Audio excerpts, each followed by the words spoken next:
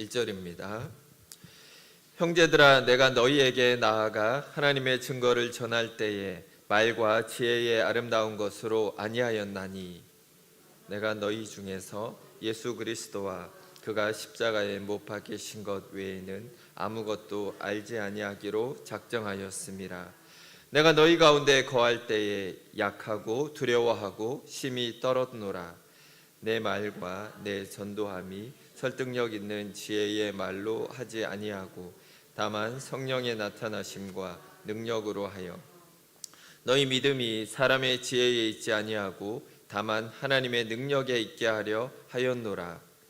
그러나 우리가 온전한 자들 중에서는 지혜를 말하노니 이는 이 세상의 지혜가 아니요 또 이 세상에서 없어질 통치자들의 지혜도 아니요 오직 은밀한 가운데 있는 하나님의 지혜를 말하는 것으로서 곧 감추어졌던 것인데 하나님이 우리의 영광을 위하여 만세 전에 미리 정하신 것이라. 이 지혜는 이 세대의 통치자들이 한 사람도 알지 못하였나니 만일 알았더라면 영광의 주를 십자가에 못 박지 아니하였으리라. 기록된 바 하나님이 자기를 사랑하는 자들을 위하여 예비하신 모든 것은 눈으로 보지 못하고 귀로 듣지 못하고 사람의 마음으로 생각하지도 못하였다 함과 같으니라. 오직 하나님이 성령으로 이것을 우리에게 보이셨으니 성령은 모든 것 곧 하나님의 깊은 것까지도 통달하시느니라. 사람의 일을 사람의 속에 있는 영 외에 누가 알리오? 이와 같이 하나님의 일도 하나님의 영 외에는 아무도 알지 못하느니라. 우리가 세상의 영을 받지 아니하고 오직 하나님으로부터 온 영을 받았으니 이는 우리로 하여금 하나님께서 우리에게 은혜로 주신 것들을 알게 하려 하심이라. 우리가 이것을 말하거니와 사람의 지혜가 가르친 말로 아니하고 오직 성령께서 가르치신 것으로 하니 영적인 일은 영적인 것으로 분별하느니라. 육에 속한 사람은 하나님의 성령의 일들을 받지 아니하나니 이는 그것들이 그에게는 어리석게 보임이요 또 그는 그것들을 알 수도 없나니 그러한 일은 영적으로 분별되기 때문이라. 신령한 자는 모든 것을 판단하나 자기는 아무에게도 판단을 받지 아니하느니라. 누가 주의 마음을 알아서 주를 가르치겠느냐? 그러나 우리가 그리스도의 마음을 가졌느니라. 아멘. 네, 오늘은 오직 그리스도라는 제목으로 함께 말씀을 전해보도록 하겠습니다. 자, 고린도 교회는 많은 문제를 가지고 있는 교회들이었습니다. 물론 은사도 가장 많았습니다. 온갖 은사가 있는데 또 온갖 문제를 가지고 있었던 것이 고린도 교회였습니다. 자, 바울은 이제 그 원인을 성도들이 십자가의 도로부터 멀어졌기 때문이다라고 지금 진단을 하고 있습니다. 다시 얘기를 하면 십자가로 다시 돌아가야만 너희들의 모든 문제는 해결될 수 있다. 이 얘기를 하고 있습니다. 자, 인생의 모든 답은 예수님을 믿고 구원을 받아야 해결이 됩니다. 또한 믿은 다음에도 예수님 안에 우리가 거하고 있어야만 계속해서 인생의 답을 얻으면서 살아갈 수가 있는 것입니다. 자, 그렇기 때문에 지금 바울은 문제들을 하나씩 다루기 전에 먼저 모든 문제의 답이 되시는 십자가의 도에 대해서 설명을 하고 있는 것입니다. 자, 고린도 교회 사람들만 십자가의 도에 대한 교육이 필요한 것이 아닙니다. 만일 그랬다라면 우리가 다시 이렇게 성경이 남아있을 이유가 없다라는 거죠. 그냥 이 편지를 고린도 교회 사람들이 읽고 나서 그냥 그거를 버려도 전혀 문제가 되지 않지만 하나님은 지금 단순히 고린도 교회 사람들뿐만 아니라 지금 이 땅을 살아가는 모든 그리스도인들에게 이것이 필요하기 때문에 이 서신을 지금까지 우리에게 전해주고 계시다라는 것입니다. 자, 그래서 우리가 오늘 이 바울이 쓴 이 고린도 전서를 통해서 예수님과 십자가의 도에 대해서 다시 배우며 인생에 대한 답을 얻기를 소망합니다.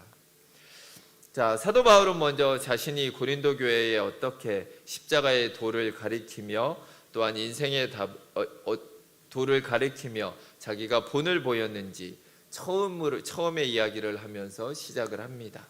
자, 2절을 보시면 내가 너희 중에서 예수 그리스도와 그의 십자가에 못 박히신 것 외에는 아무것도 알지 아니하기로 작정하였음이라. 자, 사도 바울은 지금 얘기합니다. 내가 너희들에게 가서 했던 것은 오로지 예수 그리스도와 예수님의 십자가밖에 없었다. 내가 이 얘기만 너희들에게 하고 나는 왔었다라고 지금 얘기를 하고 있는 것입니다. 사실 사도 바울이 고린도전서를 쓰게 된 이유는 크게 보면 두 가지 이유입니다. 먼저 고린도 교회에 어떤 소문이 들렸습니다. 문제가 많다라는 얘기를 일단 사도 바울이 소문을 통해서 이미 들어서 알고 있었습니다. 그러던 와중에 고린도 교회의 지도자들이 사도 바울에게 편지를 써서 이 골치 아픈 문제들에 대한 답을 좀 적어달라고 편지가 왔기 때문에 지금 고린도전서를 쓰게 되었다라는 것입니다. 자, 사도 바울은 귀한 시간에 그 많은 시간들 속에서 오로지 예수 그리스도와 십자가 외에는 다른 것은 내가 너희들에게 전할 필요가 없었다라는 것을 다시금 강조하고 있습니다. 자, 지금의 문제들도 마찬가지입니다. 다른 어디에서도 우리는 답을 얻을 수가 없다라는 것입니다. 오로지 예수님 안에서만 우리가 구원을 누리게 되고 삶의 모든 문제의 답을 찾을 수가 있다라는 것입니다. 자, 복음을 전할 때 사도 바울에게는 원칙이 있었습니다. 1절을 보시면 형제들아 내가 너희에게 나아가 하나님의 증거를 전할 때에 말과 지혜에 아름다운 것으로 아니하였나니. 자, 지금 바울은 정확히 얘기합니다. 나는 사람의 말이나 지혜로 너희들을 설득하려고 하지 않았다. 이 부분을 정확히 말하고 있습니다. 그 이유를 5절에서 말하고 있습니다. 너희 믿음이 사람의 지혜에 있지 아니하고 다만 하나님의 능력에 있게 하려 하였노라. 자, 사람의 지혜로도 복음을 그럴듯하게 전할 수 있다라는 것을 사도 바울은 말하고 있습니다. 자, 우리도 설교를 듣거나 이러면 이런 반응을 하는 분들이 있습니다. 저 목사님 설교에 은혜 받았다 이런 얘기를 합니다. 때로는 저 목사님 진짜 설교를 잘한다 이런 얘기도 합니다. 자, 그런데 우리가 잘 생각해 볼 필요가 있습니다. 사람의 지혜가 아니라 하나님의 능력으로 복음을 전한다라면 남는 것은 예수 그리스도의 십자가밖에 없다라는 것입니다. 자, 사도행전을 보면 제자들이 여러 곳을 돌아다니며 복음을 전했습니다. 기적도 행했습니다. 자, 그런데 그 결과로 구원받은 사람들이 제자를 칭찬하는 것이 아니라 하나님을 찬양했다라고 말하고 있습니다. 베드로가 최고다. 베드로가 말을 참 잘한다. 바울이 정말 뛰어나다. 이런 얘기를 하지 않았습니다. 오로지 그들은 하나님을 찬양했다라고 성경은 기록하고 있다라는 것입니다. 바울이 사람의 지혜로 십자가를 전하지 않는 원칙을 갖고 그는 복음을 증거했다라는 것을 우리가 기억할 필요가 있습니다. 사실 바울이 이런 어떻게 보면 원칙을 갖게 된 것은 그의 쓰라린 경험에서 나왔다라고 우리가 볼 수가 있습니다. 바울은 고린도로 오기 전에 아테네에서 복음을 전했습니다. 그리스에 있는 아테네라는 도시는 철학의 도시입니다. 사도행전을 보면 아테네 사람들이 새로운 철학과 학문을 토론하는 일 외에는 다른 데 시간을 쓰지 않는다라고 얘기를 합니다. 오로지 철학에 대한 것만 연구하고 대화하고 학문에 대한 것만 토론했던 것이 바로 이 아테네 사람들이었습니다. 바티칸에 가보시면 한 성당에 라파엘로가 그린 아테네 학당이라는 대형 벽화가 있습니다. 거기에 보면 아테네 출신의 54명의 철학자들이 그 안에 이렇게 그려져 있습니다. 누가 있냐 하면 소크라테스, 아리스토텔레스, 플라톤, 피타고라스 이런 사람들이 그 속에 다 들어가 있습니다. 자, 이런 자부심으로 가득한 아테네 사람들에게 바울이 낯선 십자가의 도를 증거하려고 하니까 바울도 고민이 많았던 것 같습니다. 인간의 철학과 학문으로 볼 때 십자가 이야기는 정말 밑도 끝도 없는 그런 이야기입니다. 정말 허무맹랑한 그런 이야기로밖에 보이지 않는다라는 것입니다. 그래서 바울은 아테네 시민들에게 어떻게 복음을 전할지 고민을 심하게 했을 것입니다. 자, 그때 아레오바고 강연장에서 바울이 강론을 한 것을 사도행전 17장에서 요약을 하고 있습니다. 그 내용을 보면 아테네 사람들이 이해할 수 있는 종교와 철학으로부터 시작해서 복음을 증거한, 논리적으로는 참으로 탁월한 그런 설교를 바울이 했습니다. 자, 그런데 인간의 지혜와 이성으로 십자가를 완벽하게 연결할 수는 없다라는 것입니다. 바울이 세상 종교와 철학을 가지고 십자가를 잘 증거해 보려고 했지만 결론적으로는 조롱만 당하고 아테네에서는 겨우 몇 명의 신자만을 얻었다라고 성경은 기록하고 있습니다. 자, 이 경험으로 사도 바울은 크게 깨달은 것이 있습니다. 바울의 전도 설교가 틀렸다는 것은 아닙니다. 어떻게 하든지 상대방이 알아들 수 있는 말로 전도를 하는 것이 좋습니다. 자, 하지만 사도 바울이 깨달은 것은 설명과 설득을 아무리 잘한다고 해도 그것이 복음을 믿게 하는 것은 아니다라는 것입니다. 복음은 사람의 이성으로 이해가 안 되기 때문에 결국 믿을 수가 없다라는 것을 사도 바울은 깨닫게 됩니다. 자, 제가 말씀드리는 것이 이해가 되십니까? 네, 이해가 되고 믿어지십니까? 복음이 사람의 머리로는 이해가 안 된다. 근데 그거를 여러분이 지금 믿고 있습니다. 자, 이거는 정말 기적이다라고밖에 설명이 안 된다라는 것입니다. 자, 그렇다면 이 모든 것은 결국 성령님이 그렇게 역사하고 계시다라는 것입니다. 지금도 설교를 들을 수 있게 하는 것, 내가 내 머리로 듣는 게 아니라 성령 하나님이 우리 안에 들리게 해 주시기 때문에 우리는 복음에 대해서 들을 수 있고 거기에 반응할 수가 있는 것입니다. 자, 이제 사도 바울이 이거를 깨닫고 나니까 이제는 세상 이야기를 가지고 오지 않습니다. 그냥 있는 그대로 처음부터 성경의 복음을 설명하고 성령께서 구원받을 자들은 성령님이 구원하신다라는 것을 믿고 그의 사역을 하게 된다라는 것입니다. 자, 그런데 지금 사도 바울이 이 얘기를 다시 하는 것은 지금 고린도 교회에 세상 지식과 세상 철학을 다시금 숭상하는 그런 분위기가 시작되었기 때문입니다. 자, 십자가는 뭔가 되게 단순해 보입니다. 우리도 이렇게 설명하면 쉽습니다. 예수님의 이야기, 그가 우리를 위해서 이 땅에 오셨다가 또 못 박혀 죽으시고 부활하시고 승천하셨다. 그래서 믿으면 구원을 받는다. 이런 얘기가 너무 단순해서 때로는 믿겨지지가 않는다라는 것입니다. 그런데 세상 지식은 뭔가 있어 보입니다. 뭐가 이렇게 딱 해가지고 서로 본론 결론 뭐가 딱딱 떨어지는 그런 치밀함이 세상 지식 가운데 있다라는 것입니다. 그러다 보니까 성도들이 복음을 부끄럽게 생각한다라는 것입니다. 우리의 마음 속에서 뭔가 예수 믿는 게 뭔가 약간 부끄러운 마음이 들고 복음을 증거하는 거에 부끄러워하는 그런 꺼리낌이 생길 수가 있다라는 것입니다. 자, 다시 얘기하면 고린도 교회에 그런 풍조가 생겼기 때문에 바울은 지금 이 편지를 그들에게 쓰고 있습니다. 자, 지식적인 수준으로 따지면 바울은 고린도 교인들하고 비교할 수 없는 엘리트였습니다. 그런 엘리트인 바울이 내가 왜 너희들에게 갔을 때 십자가의 복음만 전했겠냐 지금 반문하고 있는 것입니다. 나는 복음을 부끄러워하지 않는다. 십자가 외에 나는 그 어떤 말도 하지 않겠다라고 바울은 지금 선포하고 있는 것입니다. 자, 우리를 구원하신 예수 그리스도의 십자가 복음을 언제나 당당하게 말할 수 있는 성도님들이 되시길 바랍니다. 자, 그런데 사도 바울은 3절을 보시면 내가 너희 가운데 거할 때에 약하고 두려워하고 심히 떨었노라 이렇게 말하고 있습니다. 내가 너희들에게 복음을 전할 때 두렵고 떨림으로 복음을 전했다라고 얘기를 합니다. 자, 이걸 보면 혹시 사도 바울이 되게 소심한 사람이었나? 겁먹고 이렇게 쉽게 남들 앞에 서면 부끄러워하고 이런 사람일까? 그런데 성경을 보면 바울이 전혀 그런 사람이 아니다라는 것입니다. 회심하기 전에 바울은 예수님 믿는 사람들을 잡기 위해서 행동대장처럼 앞장을 섰습니다.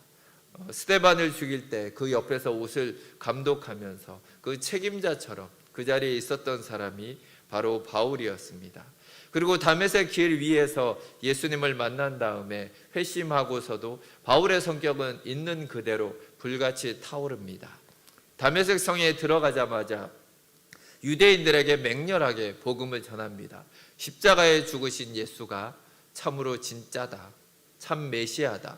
그러자 유대인들하고 한바탕 소동이 일어나고 유대인들이 바울을 죽이려고 결사대까지 만들 정도. 그렇다면 바울은 결코 소심한 성격이나 내성적인 성격의 사람은 아니었다라는 것을 우리는 볼 수가 있습니다. 자, 그런데 고린도 교회에서 바울은 자기가 너희들에게 왔을 때 약하고 두려워 떨었다라고 지금 기록하고 있는 것입니다. 분명한 것은 사람들에 대한 두려움은 아니었다라는 것입니다. 아테네와 달리 이제 고린도에 도착한 바울은 성령님이 역사하기를 간절히 바랬던 것 같습니다. 그러면서 그의 마음속에 긴장과 두려움이 임한 것 같습니다. 사도 바울은 내가 이제 복음이 아니라 만일 율법이나 철학을 가르쳤다라면 얼마나 자신만만하게 증거할 수 있었겠습니까? 자기가 지금까지 어려서부터 해온 게 율법에 대한 모든 가르침인데, 근데 지금은 그 모든 걸 내려놓고 오로지 복음만, 오로지 십자가만을 나는 전하겠다라고 결단한 그 바울이 그의 마음속에 이런 두려움과 이런 연약한 모습을 보였다라는 것입니다. 성령님이 아니면 할 수 없다라는 마음이 바울의 마음속에 가득했다라는 것입니다. 자, 복음을 전하는 데는 그 누구보다 당당했던 바울도 약하고 두려운 모습을 보이고 있는 것입니다. 자, 사도 바울은 평생 동안 복음을 위해서 십자가를 지고 예수님을 따라갔습니다. 복음을 위해 스스로 약하고 두렵고 떨리는 그 십자가를 지고 언제나 걸어갔던 것을 우리가 기억할 필요가 있습니다. 우리도 가정에서 예수 믿지 않는 사람들에게 전도하려면 우리 마음대로 큰 소리 낼 수가 없습니다. 뭔가 조심스럽고 내가 조금 잘못하면 저 사람이 예수님을 안 믿게 되는 거 아닌가, 이런 마음이 들 수도 있습니다. 눈치도 보게 됩니다. 직장에서도 마찬가지입니다. 뭔가 관계가 나빠지면 내가 예수님 믿는다는 게 도리어 더 문제가 되지 않을까, 도리어 하나님의 영광을 가리는 것이 아닐까, 전도의 문이 닫히지 않을까, 우리 안에 이런 두려움들이 생긴다라는 것입니다. 그것은 십자가의 도와 짝이 맞는 복음 전파의 방식이 맞습니다. 복음이 진실이 아니라면 왜 바울이 한평생을 그렇게 헌신하며 살았겠습니까? 자, 우리도 왜 예수님을 속 시원히 믿지 못하면서도, 헌신을 못하면서도 계속해서 주님을 따라가고 있는 이유는 복음이 진짜이기 때문입니다. 우리가 그것을 알기 때문에 주님을 부인할 수도 없고 이 길을 가지 않을 수도 없는 것입니다. 자, 그렇기 때문에 우리도 바울처럼 분명 하나님 우리에게 맡겨주신 영혼들이 있습니다. 그들을 구원하기 위해서 우리도 두렵고 떨리는 마음으로 그들을 섬기며 또한 전도하려고 한평생 노력하며 살아가는 것입니다. 자, 바울은 십자가의 복음을 전하지만 그 복음을 이해하고 믿고 구원하게 하는 분은 성령 하나님이다라는 것을 우리는 보게 됩니다. 9절은 이렇게 말합니다. 하나님이 자기를 사랑하는 자들을 위하여 예비하신 모든 것은 눈으로 보지 못하고 귀로 듣지 못하고 사람의 마음으로 생각하지도 못하였다 함과 같으니라. 하나님의 지혜인 십자가의 대속은 사람의 머리로는 상상도 할 수 없었고 또한 이해도 할 수 없는 그런 내용입니다. 자, 사람의 머리로 이해가 안 된다라는 것은 복음이 사람으로부터 나온 게 아니다라는 증거입니다. 복음은 하나님으로부터 온 것입니다. 죄악으로부터 하나님께로 멀어진 인간을 하나님이 어떻게 구원해 내실지, 이것은 사실 하늘에 있는 천사들도 모르는 그런 비밀이었다라는 것입니다. 하지만 상상을 초월해서 하나님의 아들이 인간의 몸을 입고 이 땅에 내려오신 것입니다. 그리고는 인간의 몸을 가지고 30년을 그냥 살아가는 것입니다. 그리고 때가 되어서는 함께 일하실 12명의 평범한 사람을 제자로 뽑으십니다. 천국 복음을 전파하시니 사람이 몰려오기 시작합니다. 그런데 좀 지나니까 다시 반대파들이 나타나기 시작해서 점점점 뭔가 위험에 처하게 됩니다. 결국은 체포돼서 설마 했는데 그대로 십자가에 못 박혀서 돌아가시는 것을 보게 됩니다. 자, 천사들도 도대체 이게 어떻게 돌아가는 것인지, 도대체 그 이유를 알지 못해서 정말로 답답해하는 이 십자가의 신비를 정말 천사들도 알고 싶어 했다라고 베드로전서 1장 12절은 말합니다. 천사들도 살펴보기를 원하는 것이니라. 정말 이것이 사람만 궁금한 것이 아니었고 천사들조차 이 비밀을 너무나 알고 싶어 했다라는 것입니다.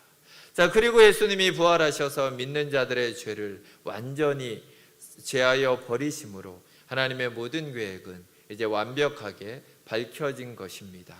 자, 이것이 완성되기까지 복음의 신비를 천사들도 알고 싶었지만 그들도 알 수가 없었다라는 것입니다. 10절을 보시면 이렇게 말합니다. 오직 하나님이 성령으로 이것을 우리에게 보이셨나니. 자, 성령이 아니면 아무도 하나님의 지혜를 깨달을 수 없다라고 성경은 분명하게 말하고 있습니다. 만일 예수님이 십자가에서 죽으시고 부활하시면 사람이 구원받을 수 있다라는 것을 사탄이 알았더라면 과연 그들이 주님의 십자가를 이렇게 놔뒀을까? 우리가 생각해 볼 필요가 있습니다. 사탄은 어떻게 하든지 십자가를 막았을 것입니다. 하지만 그걸 몰랐기 때문에 사탄은 사람들을 동원해서 오히려 예수님을 십자가에 못 박게 만들었던 것입니다. 자, 이제는 예수님의 십자가와 부활로 구원의 길이 열렸고 성경으로 알려오셨던 대속의 원리가 이제는 명백하게 증명이 되었습니다. 재밌는 것은 지금도 그때와 상황이 똑같다라는 것입니다. 성령께서 우리의 마음에 이것을 이해시켜 주시지 않으면 그 어떤 사람도 십자가의 원리를 알 수가 없다라는 것입니다. 14절을 보시면 육에 속한 사람은 하나님의 성령의 일들을 받지 아니하나니 이는 그것들이 그에게는 어리석게 보임이요 또 그것들을 알 수도 없나니 그러한 일은 영적으로 분별되기 때문이라. 성령을 받지 못하면 여전히 십자가의 도를 이해할 수가 없습니다. 이해가 안 되니까 당연히 믿을 수도 없다라는 것입니다.